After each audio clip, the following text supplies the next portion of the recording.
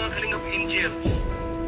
Siya yung tipong Kuya Bal, ano nga ba ang napansin niya kay Carla? At yan po ang ating pag-usapan for today's video.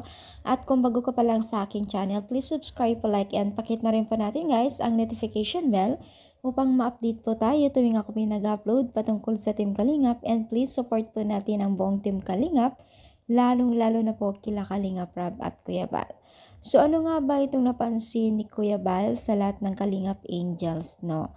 So, sabi nga niya, itong si Carla daw po ang pinaka Maria Clara kung kumilos, parang walang kamuang-muang daw sa mga nangyayari sa mundo. At talagang kinonfirm po ni Kuya Bal sa kanyang live na kung saan ay ultimo po si Kuya Bal ay kapansin-pansin o pansin din niya itong si Carla kung ano ang tunay niyang pag-uugali. At yun ay talagang napaka-legit at kita naman po natin sa mga video po na ina-upload po nila na parang akala mo inosenteng bata at dalaga, ano. Sobrang marami pong nakapansin yan sa kanya, no.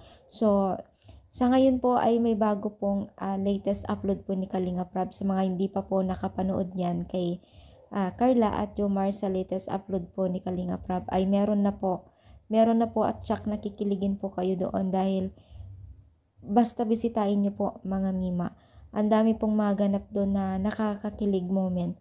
Kaya naman po, bisitahin nyo na po ang kanyang channel at panoorin nyo hanggang dulo. At syempre, huwag kayong mag-skip ng ads po ni Kalingap Rab dahil napakalaking bagay po yan sa pabahay ng Team Kalingap, no? So, ano yung masasabi kayo rin po ba? Ipansin nyo rin po ba itong si Carla na isa siyang mabait na bata o kabataan?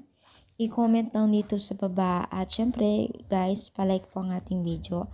Thank you so much. More power and God bless po, guys.